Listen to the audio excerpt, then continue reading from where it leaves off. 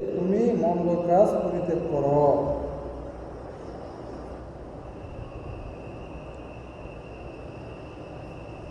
হযরত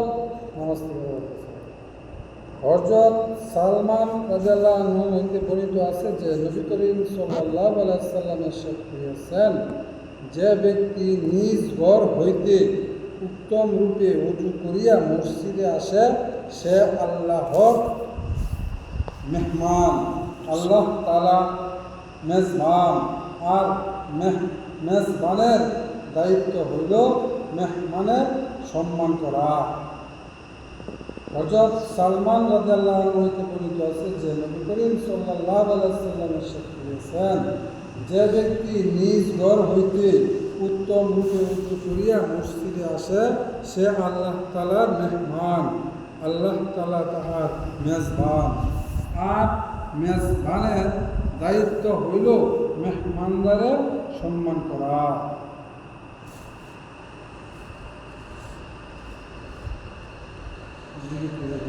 হযরত আবু মুসা রাদিয়াল্লাহু আনহু বর্ণনা করেন যে রাসূলুল্লাহ সাল্লাল্লাহু আলাইহি ওয়াসাল্লামকে ইরশাদ করিয়াছেন, যদি তুমি আমাকে গত রাত্রে দেখিতে পাইতে যখন আমি তোমার কোরআন মনোযোগ সহকারে শুনিতেছিলাম তবে নিশ্চয়ই আনন্দিত হইতে।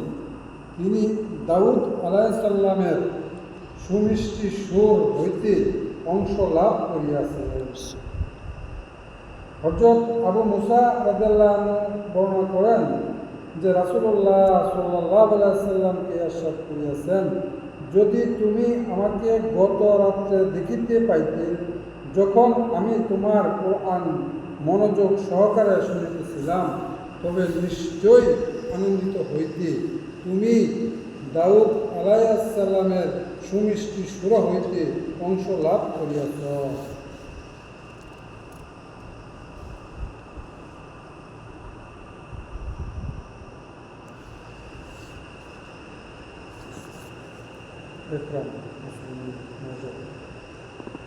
হযরত রাফা ইবনে খাদিস রাদিয়াল্লাহু আনহু বর্ণনা করেন যে রাসূলুল্লাহ সাল্লাল্লাহু আলাইহি ওয়াসাল্লাম ইরশাদ করিয়াছেন, আল্লাহ তাআলা যখন কোনো বান্দাকে ভালোবাসেন তখন তাহাকে দুনিয়া হইতে এমনভাবে বাঁচাইয়া রাখেন যেমন তোমাদের কেহ রোগীকে পানি হইতে বাঁচাইয়া রাখে।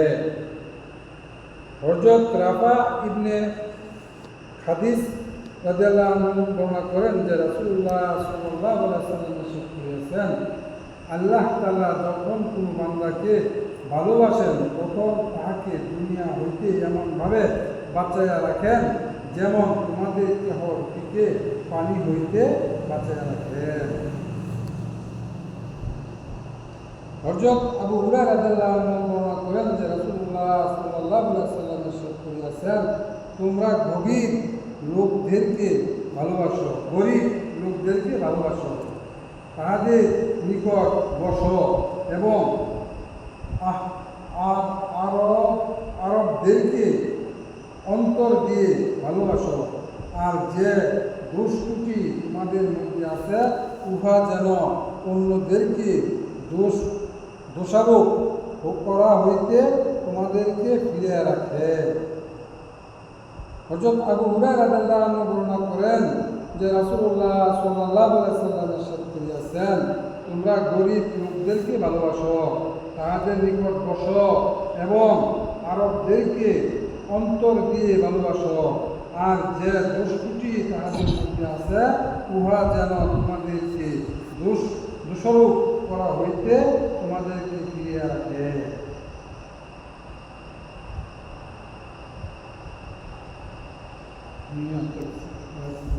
হযরত আবু হুরায়রা রাদিয়াল্লাহু আনহু হতে বর্ণিত আছে যে রাসূলুল্লাহ সাল্লাল্লাহু আলাইহি ওয়াসাল্লাম ইরশাদ করিয়াছেন, নিকটতম ব্যক্তি সে যে অন্যের দুনিয়ার জন্য নিজের আখিরাতকে বরবাদ করে, অর্থাৎ অন্যকে দুনিয়াবি ফায়দা পৌঁছাইবার জন্য আল্লাহ তাআলার সন্তুষ্টির কাজ করিয়া নিজের আখিরাতকে নষ্ট করে। হযরত আবু হুরায়রা রাদিয়াল্লাহু আনহু হতে বর্ণিত আছে যে রাসূলুল্লাহ সাল্লাল্লাহু আলাইহি ওয়াসাল্লাম ইরশাদ করিয়াছেন, নিকটতম ব্যক্তি সে যেন অন্যের দুনিয়ার জন্য নিজের আখিরাতকে বরবাদ করে, অর্থাৎ অন্যকে দুনিয়াবি ফায়দা পৌঁছাবার জন্য আল্লাহ তাআলার সন্তুষ্টির কাজ করিয়া নিজের আখিরাতকে নষ্ট করে।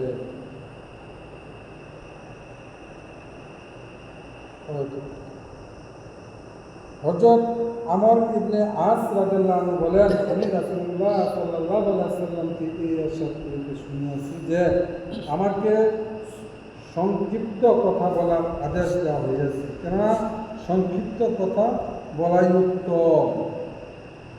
হযরত আবু হুরায়রা রাদিয়াল্লাহু আনহু হতে বর্ণিত আছে যে রাসূলুল্লাহ সাল্লাল্লাহু আলাইহি ওয়াসাল্লাম ইরশাদ করিয়াছেন, যে ব্যক্তি আল্লাহ তাআলা ও আখিরাতের দিনের প্রতি ঈমান রাখে তাহার উচিত যে ভালো কথা বলিবে অথবা চুপ করিয়া থাকিবে।